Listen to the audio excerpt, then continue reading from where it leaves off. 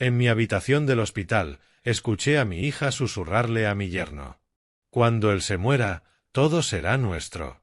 La casa, las cuentas, todo».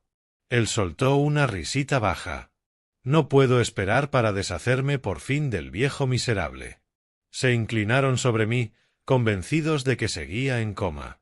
Entonces entró el médico, los miró y preguntó: «Su padre acaba de salir del coma. ¿Ya hablaron con él?».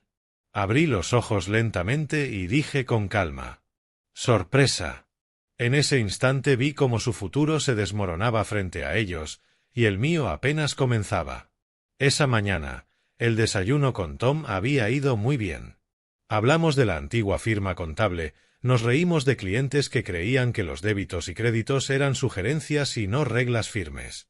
Me sentía más ligero mientras conducía de regreso a casa, más ligero que en semanas, quizá meses. La luz del sol atravesaba los robles de mi calle. Qué bueno había sido reconectar con gente de mi vida pasada. Pero toda esa ligereza desapareció al abrir la puerta de mi casa. Inés y Rodney estaban esperándome en la sala. No descansando, esperando. Se notaba en su postura, rígida, alerta, como depredadores que acaban de ver a su presa. Mi hija fingió una sonrisa que no llegó a sus ojos. «Papá, llegas justo a tiempo. Tenemos que hablar contigo de algo importante». Dejé mis llaves sobre la mesita del recibidor y colgué mi saco, dándome tiempo. «¿Puede esperar? Quisiera cambiarme». «Esta oportunidad no va a esperar, Clifton. En unos 15 o 16 meses, máximo, triplicamos la inversión. Tengo información privilegiada esta vez». «Información privilegiada». La frase me tensó la mandíbula. Caminé hacia el sillón y me senté en mi butaca favorita. «¿Información privilegiada, como la última vez?». La sonrisa de Inés tembló. «Papá, esto es distinto». «Distinto». Saqué la pequeña libreta que siempre llevaba en el bolsillo de la camisa. 40 años de contabilidad dejan hábitos. Todo registrado, toda promesa anotada. Pasé las páginas, llenas de columnas ordenadas. ¿Distinto a los $35.000 que perdiste en tu negocio fallido que cerró en 8 meses? ¿Distinto a los $12.000 de esos cursos inmobiliarios que no llevaron a ninguna venta? ¿O a los 33.000 para tus tarjetas de crédito? 18.000 para esa franquicia. 5.000 aquí, 7.000 allá. Levanté la vista. ¿Sabes cuánto suma, Rodney? Él guardó silencio. El rostro de Inés se endureció, quedándose frío, sin expresión. $83.000 en 3 años. Continué. Muéstrame un solo dólar de ganancia. Uno solo. Inés se puso de pie con movimientos tensos, mecánicos. Estás siendo injusto, papá. ¿Injusto? Cerré la libreta y la guardé. Estoy siendo responsable. Algo que ustedes dos deberían intentar. Ella me miró fijamente. La calidez falsa desapareció por completo, revelando algo frío y calculador. Ese dinero será nuestro tarde o temprano, dijo, cada palabra medida. ¿Por qué no dejar que lo usemos ahora que lo necesitamos? El silencio se volvió pesado. Incluso Rodney pareció entender que debía quedarse quieto. ¿De eso se trata todo esto?, pregunté. ¿Ya planean mi herencia mientras sigo viviendo en esta casa? La mandíbula de Inés se tensó. No quise decirlo así. Entonces, ¿cómo quisiste decirlo? Ella tomó su bolso con movimientos bruscos. Olvídalo. Solo, olvídalo. Rodney se levantó detrás de ella, murmurando. Viejo terco, no entiende cómo funcionan los negocios. Sentado en un montón de dinero mientras nosotros nos ahogamos. Los dejé ir. ¿Qué más podía decir? Me quedé sentado un largo rato, mirando la repisa sin realmente verla. La foto de mi esposa sonreía desde la chimenea, congelada en el tiempo, hace 23 años, antes de que el cáncer se la llevara. Antes de que Inés se convirtiera en una desconocida capaz de calcular mi muerte como parte de su plan financiero. Pasó la tarde. Intenté trabajar en mi estudio, revisar papeles, enfocarme, pero la cara de Inés seguía apareciendo en mi mente. Cuando escuché ruidos en la cocina, ya era de noche. No había comido nada desde la mañana. Entré y encontré a Inés preparando un guiso en una olla grande. Hice cena, dijo sin voltearme a ver. Estofado de res. Tu favorito. Mi favorito. O el favorito de mi esposa, cuyas recetas estaban en esa vieja caja que Inés había tomado más de una vez.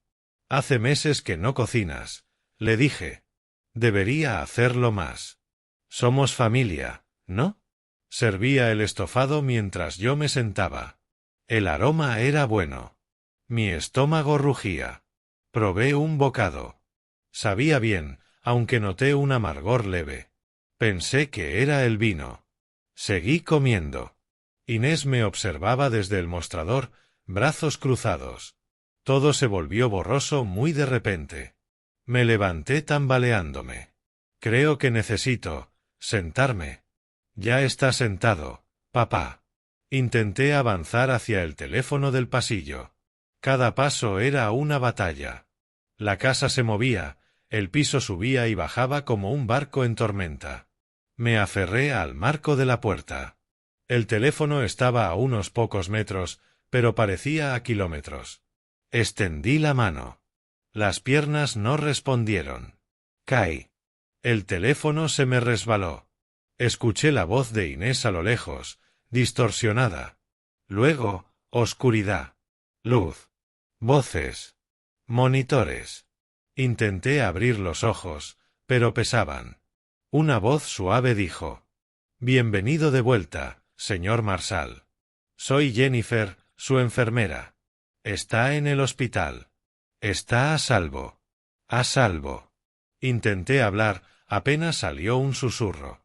Después llegó un médico de mediana edad. «Soy el doctor Ramírez.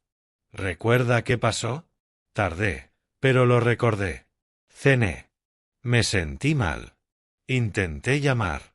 Su vecino lo vio caer por la ventana y llamó a emergencias, explicó. Eso le salvó la vida. Pasaron horas. Cuando el doctor volvió, traía una carpeta con resultados. Su expresión cambió. Se volvió seria. Se sentó. Necesitamos hablar de esto.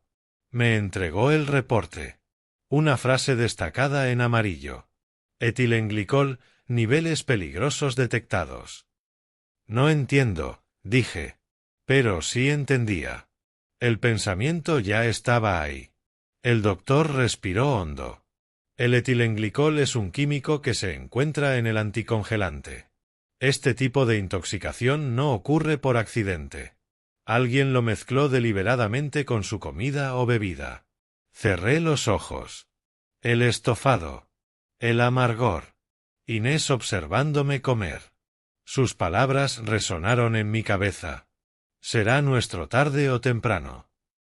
Mis manos empezaron a temblar. Mi hija preparó esa cena, murmuré. Jennifer bajó la mirada. ¿Han venido a verme?, pregunté. Nadie ha venido, respondió el doctor. Y no contestan el teléfono. Por supuesto que no. El doctor añadió. La policía quiere hablar con usted cuando esté más fuerte. Asentí. No tenía familia. No más. Y la verdad, tampoco la quería ya. Podía ver la escena con absoluta claridad. Inés removiendo la olla, observándome comer, impaciente por un dinero que algún día sería suyo, pero que no podía esperar para obtener. Me quedé despierto toda la noche, contando los azulejos del techo una y otra vez para no pensar, pero igual pensaba. 3 años viviendo conmigo. 3 años pidiéndome préstamos. 3 años de excusas y manipulación. Y ahora, esto. El intento perfecto. Creyó que moriría antes de despertar. Que nunca diría la verdad. Creyó que, como siempre, yo no vería las señales. Pero esta vez sí las vi. Y cuando saliera del hospital, ella y Rodney descubrirían que el hombre que intentaron matar ya no era el mismo. Te pagaremos en cuanto estemos solventes. Yo llevaba el registro de todo. Cada cheque, cada transferencia, cada promesa. La libreta en el bolsillo de mi camisa guardaba 3 años de compromisos rotos. $83.000. Suficiente para comprar una buena casa en algunas zonas del país. Desvanecidos como humo. Pero el dinero no era lo peor. Lo peor había sido ver cómo cambiaban. Al principio estaban agradecidos. Inés me abrazaba. Rodney me estrechaba la mano con firmeza, me miraba a los ojos, me llamaba salvavidas. Lavaban los platos. Preguntaban cómo había sido mi día. Fingían preocuparse. Y ese fingimiento se fue erosionando tan lentamente que apenas lo noté hasta que ya no quedaba nada. Para el segundo año, trataban mi casa como un hotel. Platos sucios en la mesa de centro. Sus voces retumbando hasta la madrugada desde su habitación, hablando y riendo mientras yo intentaba dormir. Mis víveres desapareciendo. Para el tercer año, yo era un cajero automático con piernas. Me pasaban por el pasillo sin hablarme. Y cuando lo hacían, era sobre dinero. Siempre dinero. Más oportunidades, más inversiones, más solo esta vez, promesas vacías.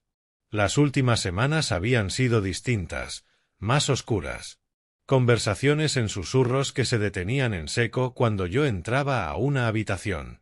Una vez los encontré en mi despacho. Rodney cerró de golpe el cajón donde guardo mi testamento.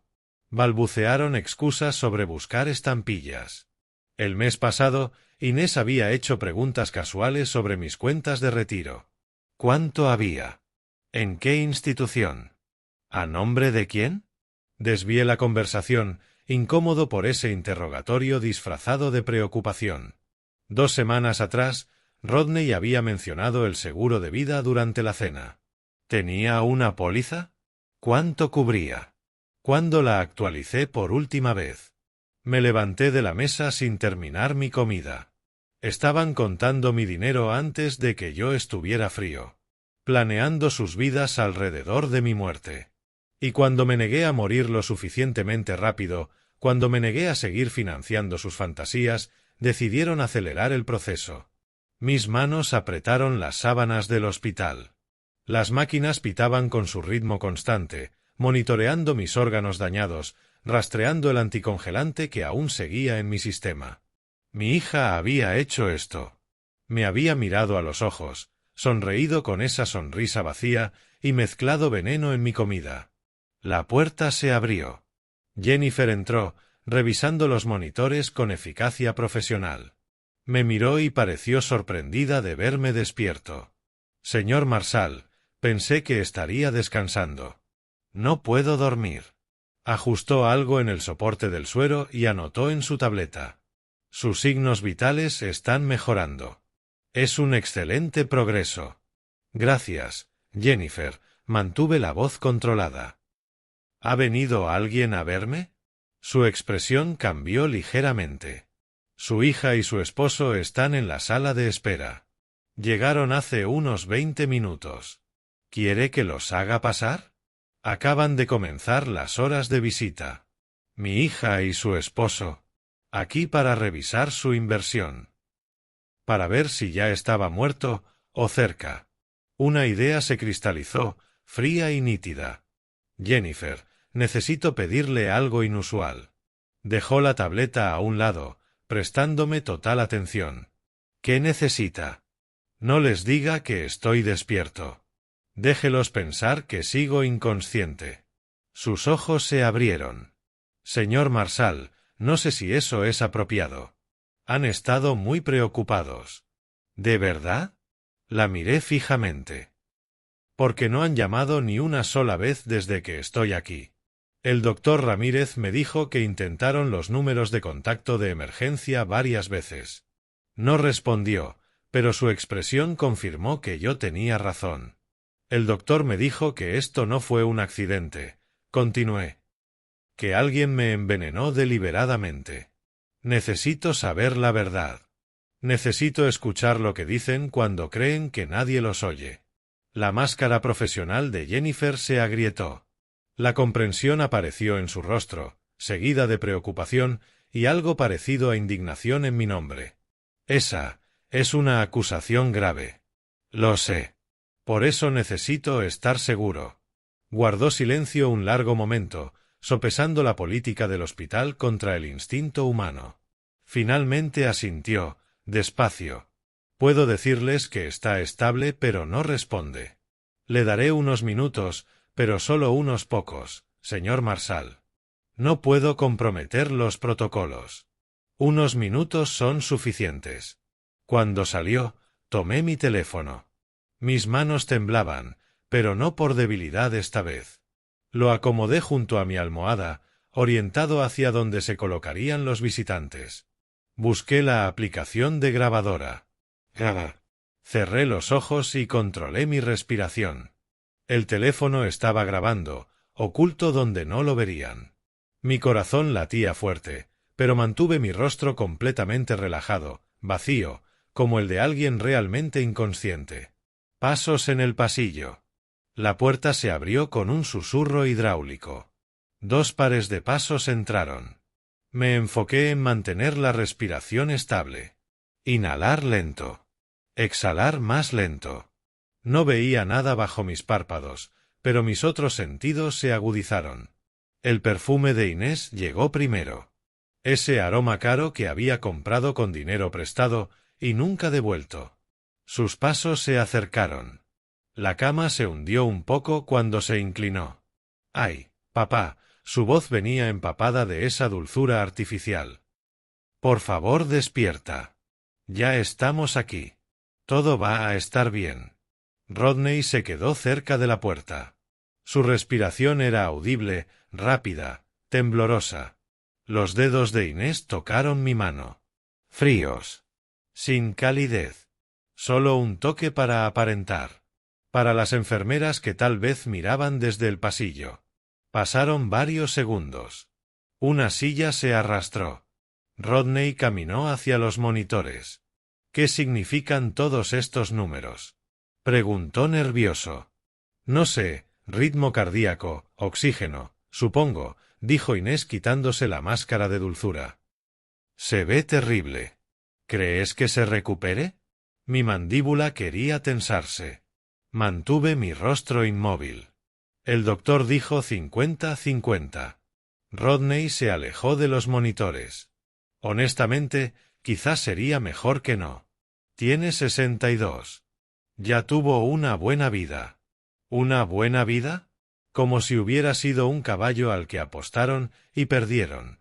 La casa vale por lo menos 380, dijo Inés desde la ventana. Revisé ventas comparables ayer. Esa victoriana 2 calles arriba se vendió en 400 el mes pasado y necesitaba más arreglos que esta. Para ella, ya era su casa. Más sus cuentas de retiro, añadió Rodney revisando su teléfono. Una vez me dijo que tenía más de 400.000 ahorrados. Inversiones conservadoras, aburridas, pero ahí están. El seguro de vida es otros 75.000, añadió Inés. Vi la póliza el mes pasado cuando buscaba estampillas. ¿Estampillas? Lo mismo que dijo cuando la sorprendí en mi despacho. Activos líquidos, alrededor de 850.000, más o menos, calculó Rodney, ahora casi emocionado. Más la casa. Podríamos superar el 1.000.000 cuando todo se resuelva. Silencio. Respirar. Inhalar. Exhalar. ¿Estás seguro de que fuimos cuidadosos?, preguntó Rodney con voz temblorosa. El anticongelante en sus cenas esta semana lo mediste, ¿verdad? Mi corazón dio un salto. Mantuve el cuerpo inerte. Por supuesto que lo medí, respondió Inés molesta. Pequeñas dosis cada noche. Lo suficiente para acumularse sin ser detectable. Parece una falla orgánica, no un envenenamiento. Pero lo analizaron. ¿Y si lo encuentran? ¿Y qué?, respondió ella con indiferencia. Cantidades mínimas pueden ser cualquier cosa. Exposición accidental en el garaje. Es viejo. Sus órganos ya están desgastados. Aunque sospechen, no pueden probar que fue deliberado. Habían planeado mi muerte con precisión clínica. Aún así creo que debimos. Rodney bajó la voz, pero pude oírlo. Una sola dosis grande habría sido más rápido. Y también más obvio, respondió Inés con paciencia forzada. La acumulación lenta hace que los órganos fallen. Les pasa a los ancianos todo el tiempo. Nadie lo cuestiona. Ancianos. Ahora yo era eso. Viejo. Despreciable. Desechable. ¿Cuándo podremos acceder a las cuentas? Preguntó Rodney. El acta de defunción tarda unas semanas. El testamento pasa por sucesión, pero somos los únicos beneficiarios. Me aseguré de eso cuando lo convencí de actualizarlo el año pasado. El año pasado, cuando insistió en llevarme con el abogado para estar en orden. Podremos viajar, dijo Rodney emocionado. ¿De verdad viajar? Hawái, Europa, lo que sea. Empezar ese negocio de importaciones en serio. Un auto decente. Vivir bien, sin sus sermones sobre ahorrar. Es nuestro dinero, dijo Inés con ese mismo tono frío. No deberíamos esperar a que muera de forma natural. Puede tardar 20 años. ¿Se supone que vivamos en su cuarto de huéspedes hasta que tengamos 50? Se quedaron callados un momento. Respirar. Inhalar. Exhalar. ¿Nos quedamos un poco más? Preguntó Rodney. Por apariencia. Unos minutos más. Luego diremos que volveremos mañana. Familia en vela, ya sabes. Se acercaron a la puerta. Inés se detuvo junto a mi cama. Por un segundo temí que notara el teléfono, pero solo tocó mi hombro, un gesto vacío. Adiós, papá, susurró sin rastro de emoción. La puerta se cerró. Sus pasos se alejaron. Esperé 30 segundos más, y abrí los ojos de golpe. Tomé el teléfono. Detuve la grabación. 43 minutos. Todo estaba ahí. Cada confesión. Cada plan. Cada cálculo sobre mi muerte. Mis manos temblaban, no por debilidad, sino por una ira fría y paciente.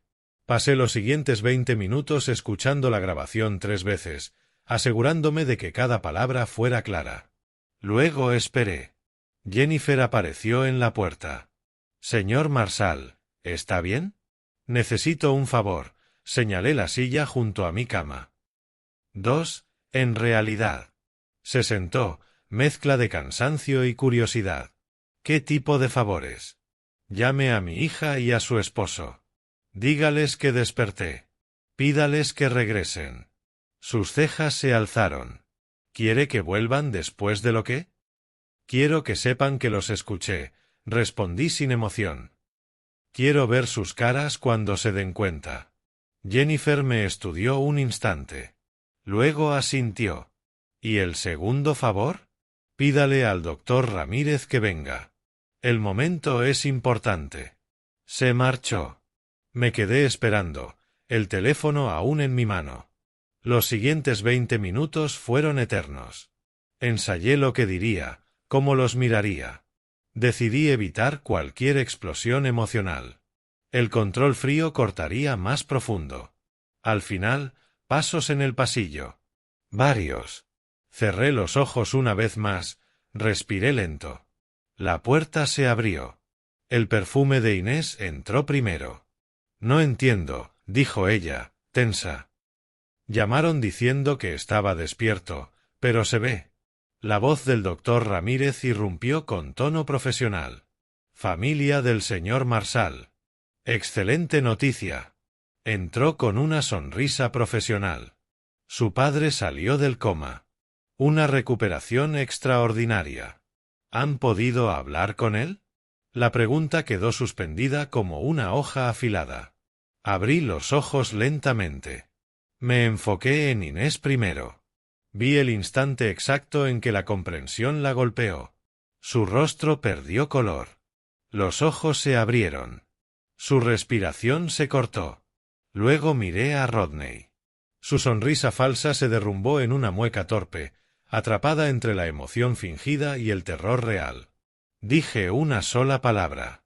Sorpresa. El silencio que siguió fue absoluto. Incluso las máquinas parecieron callarse.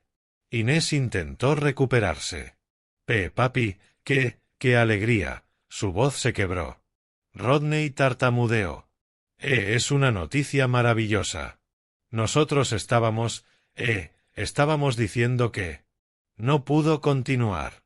No podían mirarme a los ojos. El doctor Ramírez percibió la tensión y su sonrisa profesional vaciló. Bueno, los dejaré pasar tiempo en familia. Señor Marshall, sus signos son excelentes. Mañana hablaremos de su alta. Salió. La puerta se cerró. Inés dio un paso. Papá, tenemos que hablar de... Levanté una mano. El gesto la silenció al instante. Necesito descansar, dije con voz helada, vacía. Váyanse. Ahora. Hablaremos luego. Mucho después. Pero papá, no entiendes. Fuera. Se quedaron congelados unos segundos. Rodney tomó el brazo de Inés y tiró de ella hacia la puerta. Ella quiso decir algo, pero mi expresión la detuvo. Salieron casi corriendo. La puerta se cerró tras ellos. Me quedé en silencio, temblando. No por debilidad. Por el esfuerzo de contener 40 años de ira. Tomé el teléfono. Busqué en mis contactos. Encontré la tarjeta que me había dejado el detective Johnson. Y marqué. Contestó en el segundo timbre. Detective Johnson. Detective, habla Clifton Marshall, del caso de envenenamiento. Usted dijo que necesitaba pruebas.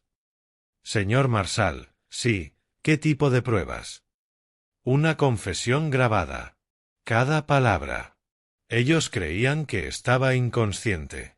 Describieron exactamente cómo me envenenaron, por qué lo hicieron y qué planeaban hacer con mis bienes después de que muriera. Hubo un silencio al otro lado, pero podía escuchar su respiración, procesando todo. Señor Marshall, puedo llegar en 20 minutos. Estaré aquí. El detective Johnson llegó 40 minutos después. Tráfico, explicó, disculpándose. No me importó. El tiempo se había vuelto elástico, estirándose y contrayéndose de maneras extrañas. Se sentó en la silla. Jennifer había preparado el cuaderno, bolígrafo listo. Reproduje la grabación 2 veces. Permaneció en silencio todo el tiempo, expresión cuidadosamente neutral, pero su bolígrafo no dejaba de moverse, tomando notas, construyendo el caso. Cuando terminó la segunda reproducción, cerró el cuaderno y me miró directamente. Señor Marshall, dijo, con voz firme y profesional, necesitaremos su declaración formal, y luego vamos a arrestar a su hija y a su esposo por intento de asesinato. 3 días después firmé los papeles de alta.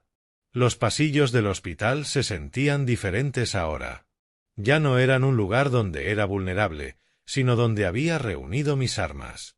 La enfermera que me llevó a la salida hacía pequeños comentarios alegres sobre seguir las órdenes del médico y tomar mis medicamentos a tiempo.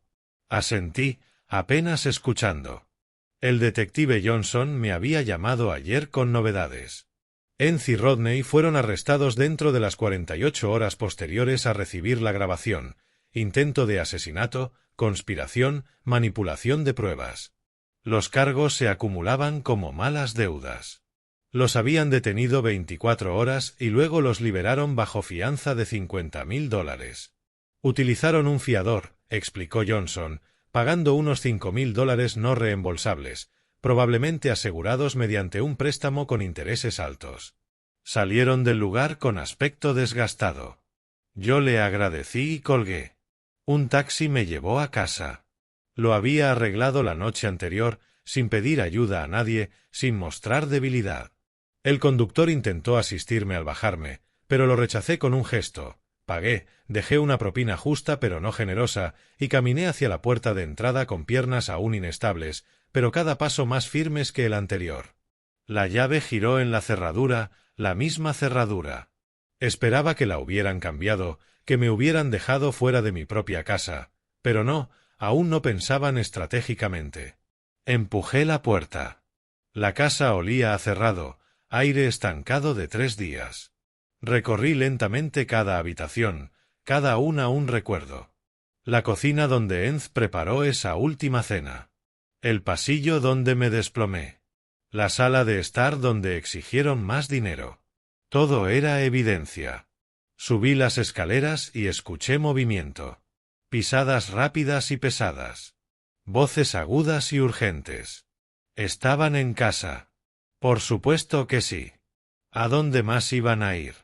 Me acomodé en mi sillón de la sala y esperé. Bajaron juntos. Enz primero, Rodney justo detrás. Se detuvieron en el umbral al verme. Sus rostros eran demacrados, sombras bajo los ojos, ese aspecto áspero que mencionó el detective Johnson. Necesitamos hablar. La voz de Enz llevaba autoridad forzada, como intentando reclamar un terreno que nunca había tenido. Esa grabación, no se puede grabar a la gente sin permiso. Es ilegal. La miré con calma. Florida es un estado de consentimiento de una sola parte. Yo soy esa parte. La grabación es completamente legal. Pero no lo sabíamos. Confesaste intento de asesinato, describiste agregar anticongelante a mi comida durante una semana, hablaron de vender mi casa mientras planeaban mi funeral. Mi voz se mantuvo nivelada, conversacional. Todo lo demás son solo consecuencias. Rodney dio un paso adelante, la desesperación haciéndolo audaz. Esto es una locura. Podemos explicar. Solo hablamos. No querían envenenarme. Entonces, ¿por qué tengo los informes toxicológicos que muestran anticongelante en mi sistema? ¿Por qué pasé 36 horas en coma? Ninguno respondió. La mandíbula de Enz se movía en silencio, buscando un argumento inexistente. Saqué de mi bolsillo una tarjeta de presentación y la dejé sobre la mesa de centro entre nosotros. Steven McGregor, abogado de Derecho Familiar y Sucesiones. Querrán contactarlo, o mejor dicho, sus abogados. Toda comunicación futura será a través de ellos. Ya no hablaré directamente con ustedes.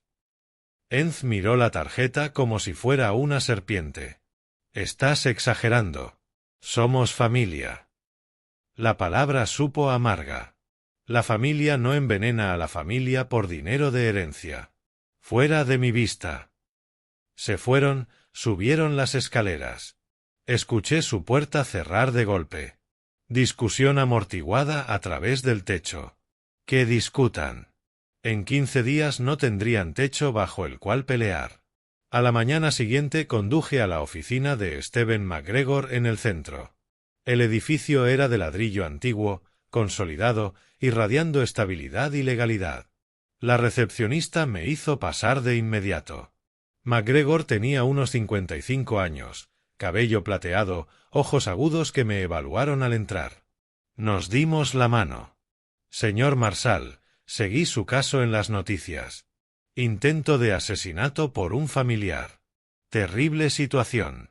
Ahora se convierte en su asunto. Me senté en la silla de cuero frente a su escritorio. Necesito 3 cosas al mismo tiempo. Sacó un bloc de notas.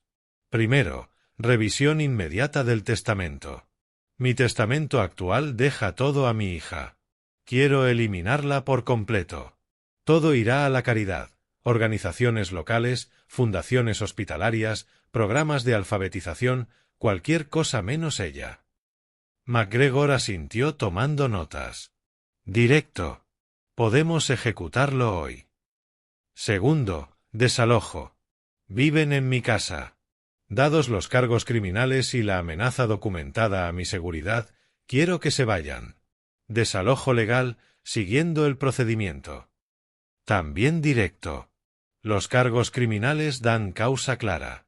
Tendrán 15 días desde el aviso. Tercero, demanda civil, reembolso de todos los préstamos que he otorgado en 3 años. Tengo documentación. Saqué la hoja de cálculo impresa antes de mi alta.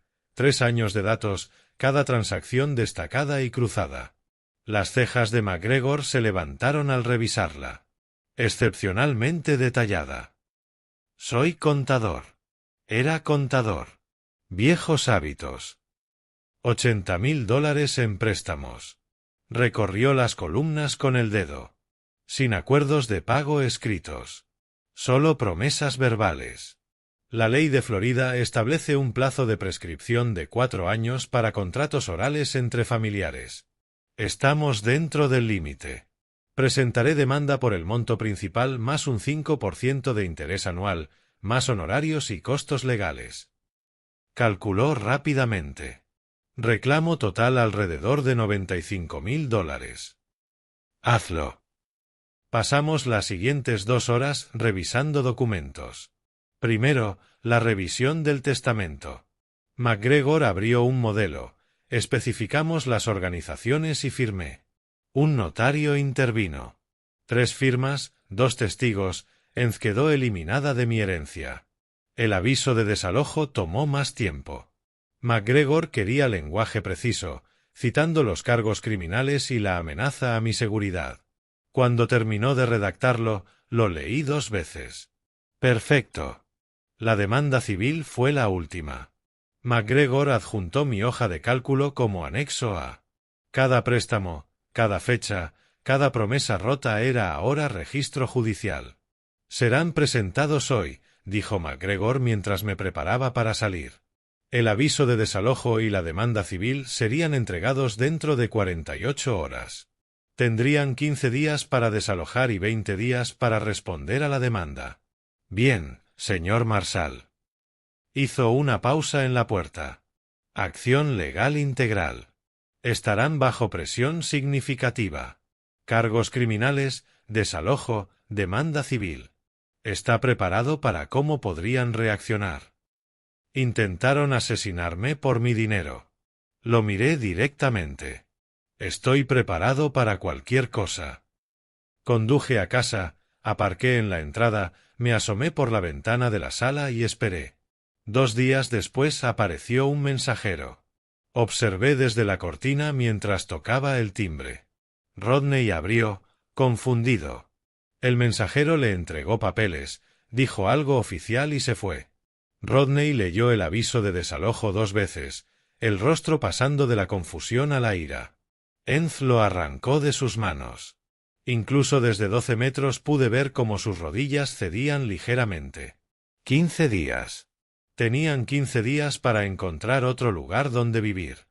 La primera semana tras la entrega de los documentos los golpeó como una avalancha financiera.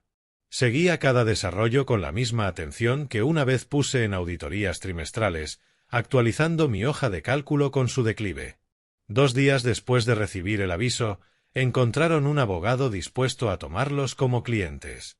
Barry Whitmore trabajaba en un centro comercial pequeño, entre un salón de uñas y un servicio de preparación de impuestos. Supe de él a través de MacGregor, quien recibió aviso de su aparición como su abogado. Whitmore presentó una moción para anular el desalojo, argumentando que los familiares no podían ser desalojados bajo ciertas protecciones de la Ley de Vivienda de Florida. MacGregor me llamó esa tarde. Técnicamente tiene razón. Florida protege a familiares en algunas circunstancias, pero los cargos criminales prevalecen. La seguridad del propietario es un motivo válido y urgente. La audiencia estaba programada para la semana siguiente. La sala era más pequeña de lo esperado, paneles de madera genéricos, luces fluorescentes que parpadeaban de vez en cuando. El estrado del juez estaba elevado lo suficiente para conferir autoridad. Me senté en la galería, 3 filas atrás, con un traje oscuro que tuve que ajustar tras perder peso en el hospital. Enz y Rodney se sentaron en la mesa de los acusados con Whitmore entre ellos. Enz llevaba un vestido conservador que nunca había visto antes, probablemente comprado para la ocasión. Rodney tenía el traje arrugado en los hombros. Ninguno me miró al entrar. La juez Martínez, de unos 55 años, eficiente, leyó los documentos rápidamente y miró a Whitmore. Abogado, argumenta que la protección familiar impide el desalojo. Whitmore se levantó. Sí, Su señoría. La hija del peticionario y su esposo han residido en la propiedad por 3 años. La ley de Florida provee protecciones para miembros de la familia. El tono de la juez Martínez lo detuvo en seco. ¿Está consciente de que sus clientes están actualmente bajo acusación por intento de asesinato del propietario de la propiedad? Sí, su señoría, pero esos cargos no se han probado, y los cargos criminales por intento de asesinato constituyen circunstancias extraordinarias. Las preocupaciones de seguridad del propietario son válidas y contundentes. Moción denegada. 15 días mantienen la fecha original del aviso. Revisó su calendario. Eso les da hasta el jueves de la próxima semana. Siguiente caso. Whitmore se quedó congelado un momento, luego recogió sus papeles. Afuera, lo observé informar a sus clientes. Podemos apelar, pero honestamente, parecía incómodo con el cargo de intento de asesinato. Recomiendo concentrarse en la defensa criminal primero. Pagaron sus honorarios. Vi a Rodney contar efectivo de su billetera y salir por separado. Caminé hacia mi coche solo, satisfecho con la eficiencia de la verdadera justicia. A la mañana siguiente, McGregor ejecutó la retención bancaria. La demanda civil permitió congelar los activos pendientes del juicio. La cuenta de ahorros de Rodney, $8,000, todo su fondo de emergencia, quedó bloqueada. McGregor me reenvió la cadena de correos electrónicos. Rodney había llamado al banco, luego a su abogado, y enviado mensajes cada vez más desesperados a varias personas intentando entender lo sucedido. $8,000. Congelados. ¿Cómo se supone que iban a sobrevivir? La respuesta, lo sabía por experiencia, eran las tarjetas de crédito. Tarjetas con tasas abusivas que les cobrarían 24% anual mientras trataban de mantenerse a flote. Necesitarían primer mes, último mes y depósito de seguridad para cualquier apartamento nuevo. Con la retención, tendrían que pedir prestado todo. 3 días antes del plazo para mudarse, conduje cerca de varios complejos de apartamentos económicos. No lo seguía exactamente, solo coincidió con mis diligencias. En el tercer complejo, vi el camión de mudanza en el estacionamiento. Se mudaban a Palmetto Gardens Apartments, un complejo deteriorado cerca del distrito industrial. Un dormitorio, $1,200 al mes según el cartel. Las unidades tenían revestimientos manchados por el agua y cercas de cadena alrededor de patios diminutos. Aparqué al otro lado de la calle y observé unos minutos. Enz llevaba una caja del camión, moviéndose lentamente, cada paso un esfuerzo. Rodney seguía con una lámpara, que dejó con tal fuerza que se escuchó la base agrietarse desde 12 metros. Habían vivido en mi casa de 4 habitaciones con garaje para 2 autos y un terreno de 1/4 de acre. Ahora tenían 560 metros cuadrados y vista al estacionamiento.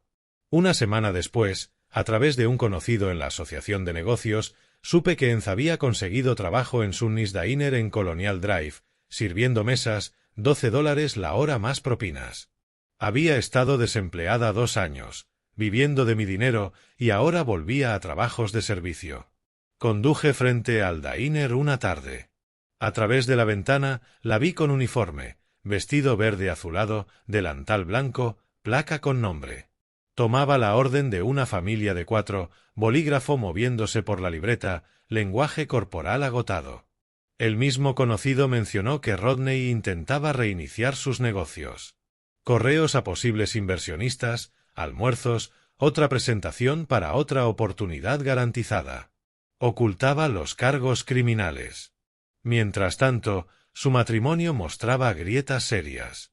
Un vecino nuevo de Palmetto Gardens mencionó al administrador que discutían constantemente, peleas fuertes sobre dinero, culpabilidad, todo. El administrador informó a McGregor, quien me lo comunicó. En mi oficina en casa, actualicé mi hoja de cálculo, desalojo completado, retención ejecutada, situación laboral, Enz trabajando en salario mínimo, Rodney desempleado, vivienda degradada a apartamento barato, matrimonio deteriorándose. Cada línea representaba consecuencias calculadas, no placer vengativo, solo responsabilidad sistemática. A través de mi antiguo colega en la asociación de negocios, supe que Rodney seguía haciendo contactos, enviando correos a inversionistas, programando reuniones y presentaciones. Ocultaba los cargos criminales que debía corregir. Robert Chen trabajó conmigo 15 años en la firma de auditoría antes de mi retiro. Cuando lo llamé en la Asociación de Desarrollo de Negocios de Orlando, escuchó atentamente. Robert, necesito que entiendas algo. Mi hija y su esposo intentaron envenenarme. No es un rumor. Están acusados de intento de asesinato. Tengo la evidencia, y Rodney actualmente se reúne con inversionistas sin mencionarlo. Silencio al otro lado. Clifton, sabía que estabas en el hospital, pero intento de asesinato, tu propia hija. Caso número 2025 CR 08847. Detective Johnson de Orlando PD puede confirmar todo. Registro público. ¿Qué necesitas de mí? Está reuniéndose con personas en tu red. Merecen saber con quién tratan. Robert guardó silencio un momento. Tienes razón. Lo harán. Haré algunas llamadas. En 2 días, el calendario de Rodney se despejó. Reuniones con inversionistas canceladas sin explicación. Contactos de networking dejaron de responder correos.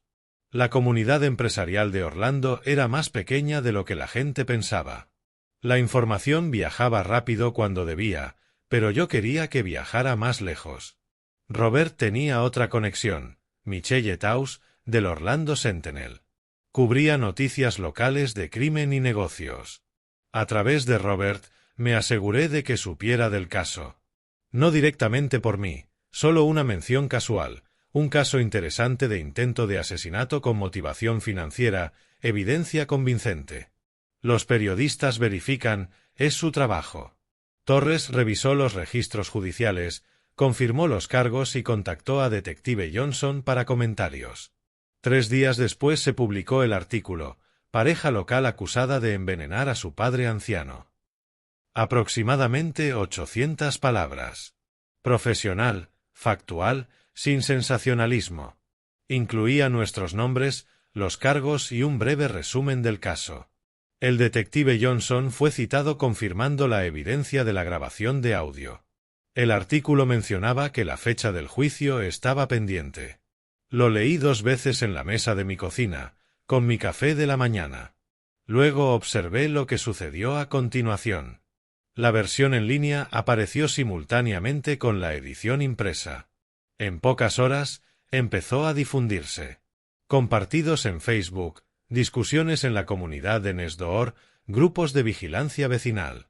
Alguien lo publicó en un foro de LinkedIn sobre abuso a personas mayores. Los comentarios se acumularon. La mayoría expresaba conmoción y condena. Algunos debatían sobre la presunción de inocencia, pero eran minoría. La historia tocaba un nervio sensible, hijos adultos traicionando a sus padres ancianos por dinero. Resonaba profundamente. Al anochecer, el artículo ya tenía 200 comparticiones y más de 50 comentarios en diversas plataformas. Nuestros nombres quedaban permanentemente asociados al intento de asesinato en un formato digital que podía buscarse.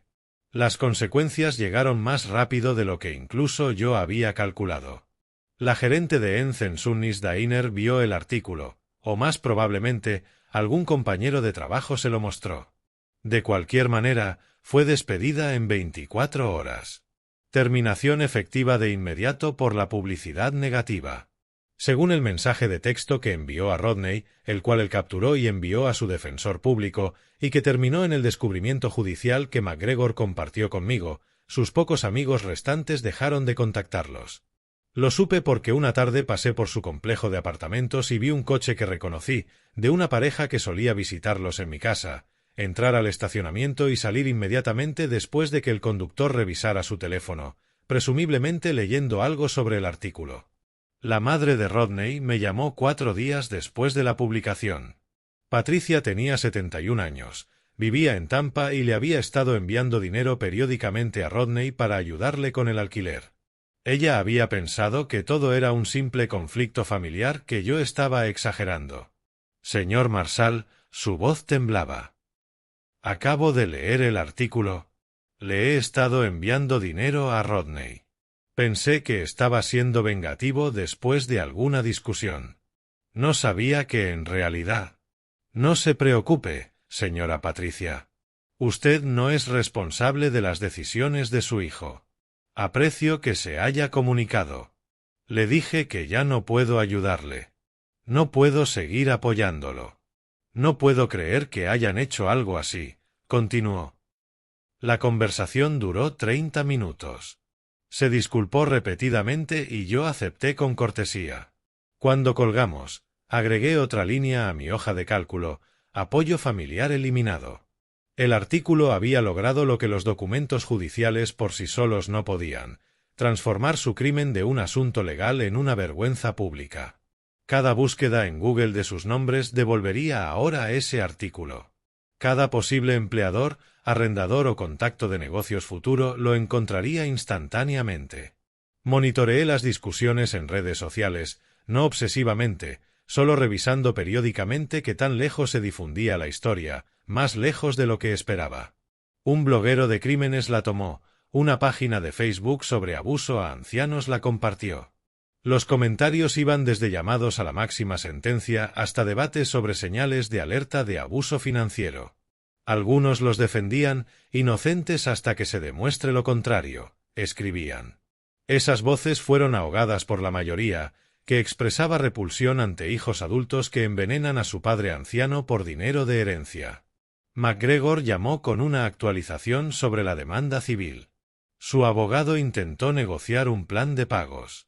Ofrecían $500 al mes sobre los 95.000. A ese ritmo, tardarían 15 años en pagar. Recházalo, dije. Procederemos a juicio. A través del administrador del edificio en Palmetto Gardens, a quien McGregor conocía por un caso anterior, supe que ahora pasaban la mayoría de las noches leyendo los comentarios en línea sobre ellos. Las paredes delgadas significaban que los vecinos escuchaban todo. Nos están llamando monstruos. La voz de Enz se escuchaba a través de las paredes. Según el vecino, alguien publicó nuestra dirección. ¿Cómo pudo pasar esto? Respondí a Rodney, aparentemente menos preocupado por el cómo y más por el de quién fue la culpa. Las discusiones se intensificaron, con acusaciones sobre quien había sugerido el envenenamiento, quien no midió bien las dosis, quien gastó demasiado en el abogado barato. Un matrimonio bajo presión revela sus cimientos. El de ellos parecía construido sobre la codicia mutua, no sobre verdadera colaboración. Cuando la codicia dejó de funcionar, no quedó nada. No sentí placer por su sufrimiento. No se trataba de eso. Pero ver cómo se desplegaban las consecuencias naturales, la responsabilidad pública por acciones públicas, se sentía apropiado. Intentaron hacer que mi muerte pareciera natural. En cambio, su crimen se volvió conocimiento público, documentado y permanente. El artículo había logrado más que cualquier sentencia civil. Había hecho que sus acciones fueran conocidas por todos los que importaban en sus vidas, pasado y futuro. Eso valía más que el dinero. 2 semanas después de la publicación, McGregor llamó con noticias. El fiscal penal se había acercado al defensor público con un acuerdo de culpabilidad. Enz y Rodney cedían bajo la presión combinada de honorarios legales, pérdida de ingresos y aislamiento social. Ofrecen un acuerdo, explicó McGregor por teléfono. Declaración de culpabilidad por intento de envenenamiento, reducido de intento de asesinato, a cambio de libertad condicional en lugar de prisión. 3 años de libertad condicional supervisada, servicio comunitario, restitución. ¿Por qué reducir el cargo? La grabación hace el caso tan sólido que ir a juicio sería un desperdicio de recursos judiciales. El fiscal sabe que eventualmente se declararán culpables. Esto solo acelera el proceso y ahorra dinero a los contribuyentes. Lo consideré. La prisión parecía apropiada para intento de asesinato, pero la libertad condicional, combinada con antecedentes penales permanentes, la demanda civil y las consecuencias sociales, creaba un tipo diferente de justicia. Quizá más duradera. ¿Qué recomienda? Acepta, dijo McGregor. Lo que importa es la declaración de culpabilidad. La admisión formal en la corte y la libertad condicional significa que serán supervisados, monitoreados y restringidos durante años. Un error y terminarán en prisión de todos modos. 3 días después, su defensor público, James Martínez, sostuvo una reunión con sus clientes. La conversación, según la cadena legal, no fue bien. Martínez fue directo. Escúchenme con atención. Tienen grabaciones de ustedes confesando el envenenamiento. Cada palabra, dosis, métodos, motivos. Si vamos a juicio, enfrentan de 10 a 15 años de prisión. La oferta de declaración culpable es un regalo que no merecen pero deben aceptar. Según los comentarios posteriores de Martínez a McGregor, Enz y Rodney se volvieron contra el otro. «Esto fue idea tuya, Rodney», gritó Enz. «Dijiste dosis pequeñas, declive gradual. Nadie sospecharía. Ahora enfrentamos prisión por tu incompetencia». «¿Mi incompetencia?», respondió Rodney. «Fuiste tú quien quería matarlo. Yo presenté la dosis. Yo serví la comida. No actúes como inocente». Martínez trató de detenerlos. «Ambos son culpables. La grabación lo prueba. Acepten la declaración o pasarán la próxima década en prisión. La elección es suya». Aceptaron el acuerdo, pero el daño a su relación ya estaba hecho. Una semana después, la demanda civil alcanzó sentencia. La audiencia duró 15 minutos. Enz y Rodney no asistieron. No podían permitirse faltar al trabajo que ya no tenían, o quizá no podían enfrentar otra sala de justicia. Me senté con McGregor mientras la jueza Harrison revisaba mi documentación, la hoja de cálculo que había mantenido durante 3 años. Cada préstamo, cada fecha, cada promesa incumplida. 80.000 en principal, más 5% de interés anual compuesto, más honorarios legales y costos. Se registra la falta de comparecencia de los demandados. Sentencia a favor del demandante por $95.000, leyó el juez. Firmó la orden. McGregor lo agradeció. «Presentarán bancarrota», dijo McGregor en el estacionamiento. «Probablemente en días. ¿Pueden eliminar esto en bancarrota?» «No». Sentencias por delitos intencionales, fraude, apropiación indebida, no son descargables. Esto fue explotación financiera deliberada combinada con intento de asesinato. Les deberás este dinero por el resto de sus vidas. Garnicheremos sus salarios. Probablemente $200 o $300 al mes de cada uno por los próximos 20 años. 20 años.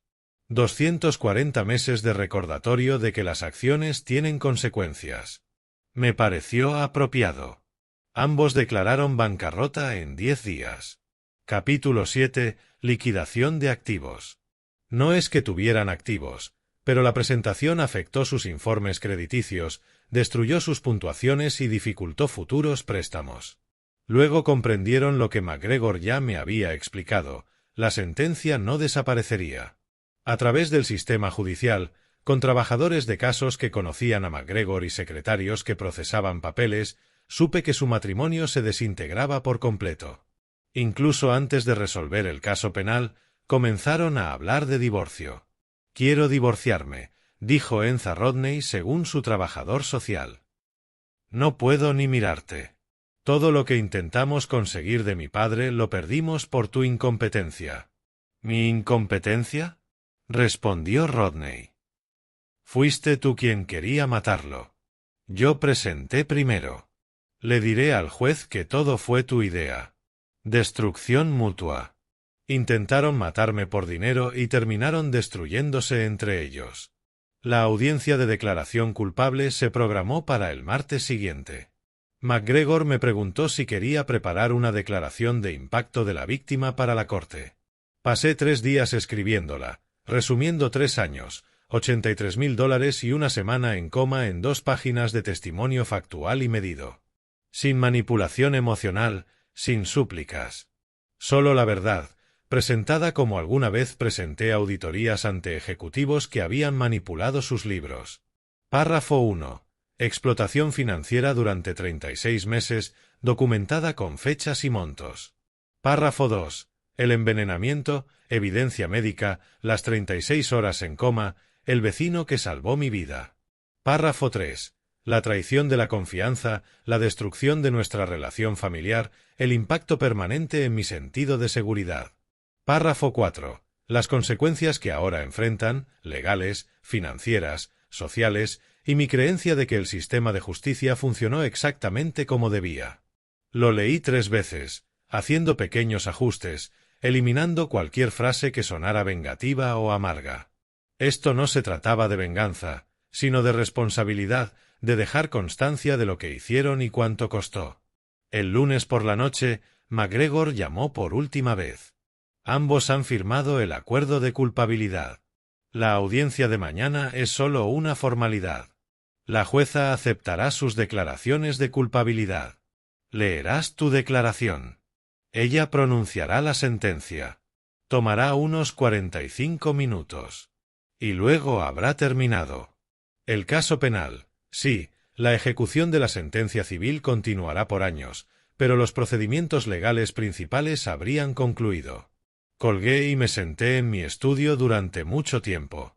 Mañana, mi hija se presentaría en la corte y admitiría formalmente que intentó envenenarme, diría la palabra culpable en voz alta ante el registro permanente. Una parte de mí, la que la recordaba de niña, la que la acompañó en su boda, la que había creído que la familia significaba algo, sintió tristeza. Pero la parte más grande, la que pasó 36 horas inconsciente mientras mis órganos fallaban, solo sintió una tranquila satisfacción. La justicia estaba casi completa.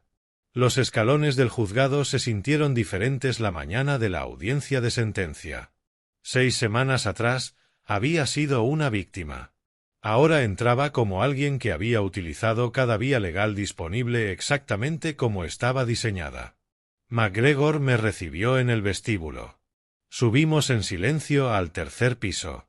Sala C. La jueza Sarah Morrison presidía. Enz y Rodney ya estaban allí, sentados en extremos opuestos del banco de los acusados con su defensor público entre ellos como un amortiguador humano. No se hablaban, ni siquiera se miraban. Enz vestía un sencillo vestido negro. El cabello recogido con severidad. Había perdido peso, los ángulos de su rostro más pronunciados de lo que recordaba. Al verme entrar, algo se rompió en su expresión. No desafío, no ira, solo vergüenza cruda y desnuda. Rodney se encorvó en su asiento, mirando al suelo. Su traje era el mismo arrugado de la audiencia de desalojo. No levantó la vista al pasar. Todos de pie, dijo la jueza Morrison. Cabello gris recogido en un moño, porte de quien ha visto demasiados casos así. Revisó el expediente rápidamente. Estamos aquí para la sentencia en el caso del Estado contra Enz Marshall y Rodney Marshall. Número de caso 2025, CR 0847. Ambos acusados han presentado declaración de culpabilidad por intento de envenenamiento. ¿Es correcto? Sí, su señoría, dijo su defensor público. Ambos desean presentar su declaración y proceder a la sentencia. La jueza miró directamente a Enz. Señora Marshall ha declarado culpable de intento de envenenamiento. Antes de aceptar esta declaración, necesito que reconozca con sus propias palabras lo que hizo. ¿Participó en envenenar a su padre con anticongelante? Enz se puso de pie lentamente, su voz apenas audible. Sí. Sí, su señoría. Y entiende que esto es una condena penal que permanecerá permanentemente en su registro. Sí, señor Rodney, dijo la jueza. Rodney se levantó sin mirar. Sí. Sí, participé en el envenenamiento. ¿Y entiende la naturaleza permanente de esta condena? Sí. La jueza Morrison tomó notas. Escucharé ahora la declaración de impacto de la víctima, señor Marshall. Me levanté y caminé al estrado. El oficial sostuvo una Biblia, luego recordó y sustituyó por una simple afirmación. Levanté la mano derecha, confirmé mi identidad y me senté. La sala estaba en silencio. Desdoblé mis páginas mecanografiadas y comencé a leer. Durante 3 años, di a mi hija y su esposo $83.000. Pagué por educación empresarial, emprendimientos y deudas de tarjetas de crédito que acumularon. Todo presentado como préstamos. Ninguno fue reembolsado. A cambio, agregaron anticongelante a mi comida durante una semana, esperando que muriera para heredar mi patrimonio. Pasé 36 horas en coma. Mis órganos comenzaron a fallar. La vigilancia de mis vecinos y la llamada a emergencias salvaron mi vida. Enz lloraba ahora, pero en silencio. Rodney permanecía inmóvil. Esta traición destruyó nuestra relación familiar de manera permanente. Ya no puedo confiar en mi hija. No puedo permitir que esté en mi casa. La persona que crié, el niño que amé, eligió el dinero sobre mi vida. Esa elección tiene consecuencias más allá de lo que esta corte impondrá hoy. Hice una pausa, mirando a la jueza Morrison en lugar de a ellos.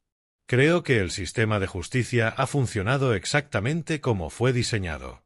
La evidencia era clara. El proceso legal fue justo.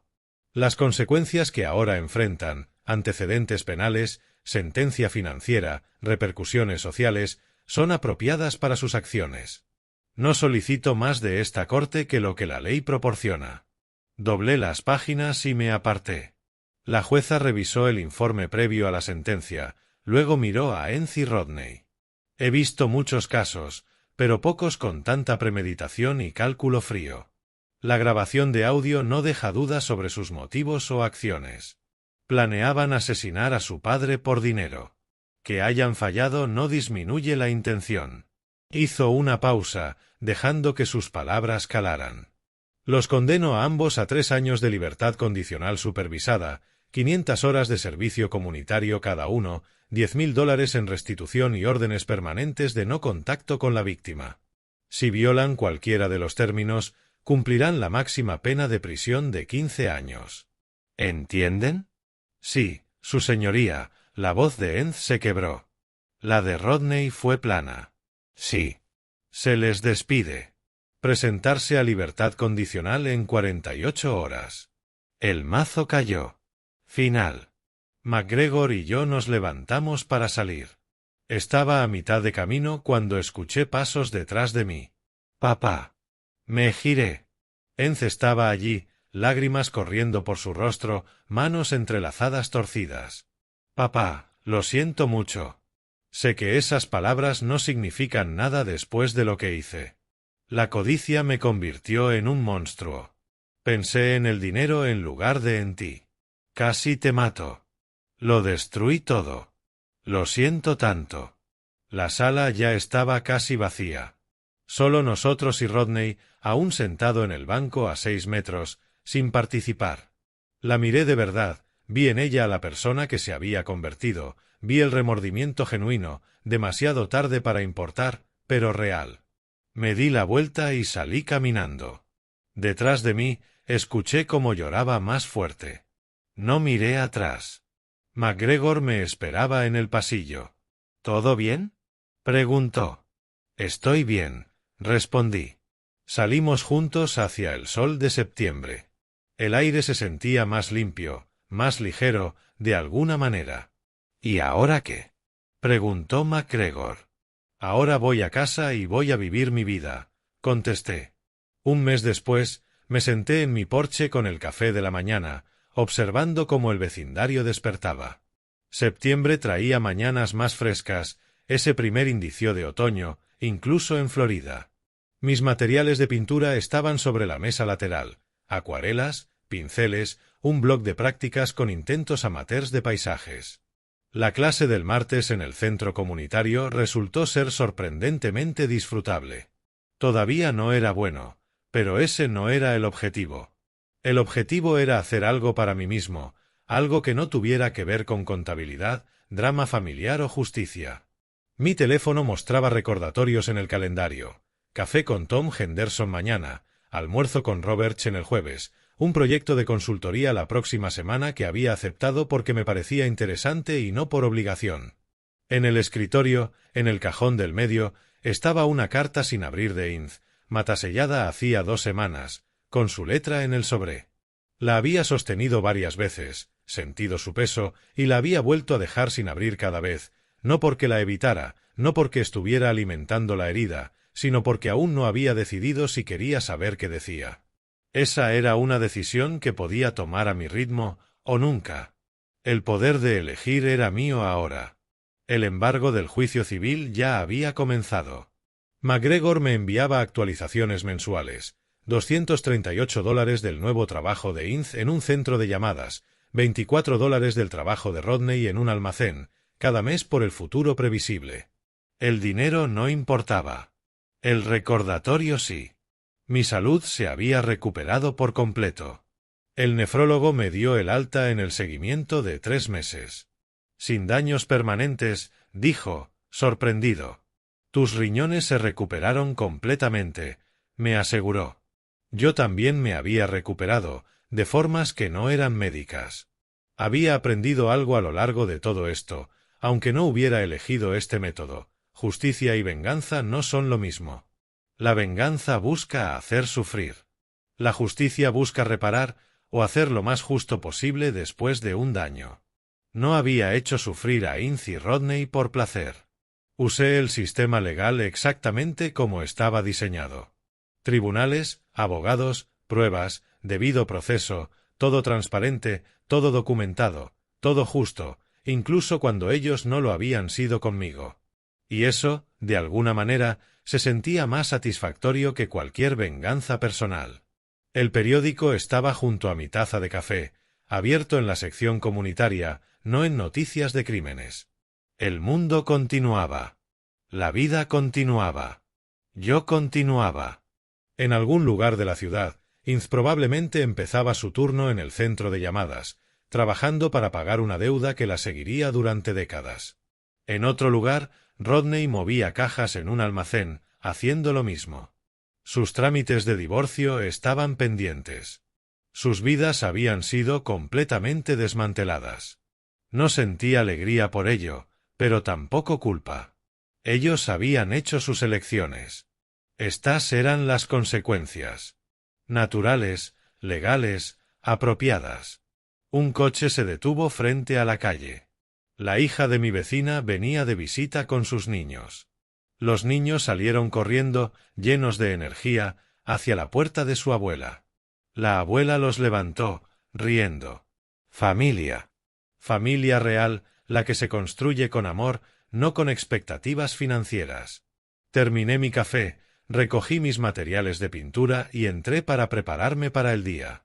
La clase del martes comenzaba en 1 hora.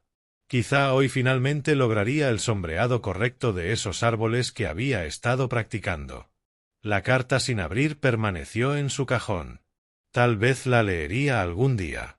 Tal vez no. De cualquier manera, era libre de elegir. Y esa libertad, más que cualquier veredicto de culpabilidad o cantidad de dinero, era la verdadera medida de la justicia alcanzada. Si te gustó esta historia, por favor dale like a este vídeo, suscríbete al canal y comparte tus impresiones en los comentarios. Para escuchar la próxima historia, haz clic en el recuadro de la izquierda. Gracias por ver.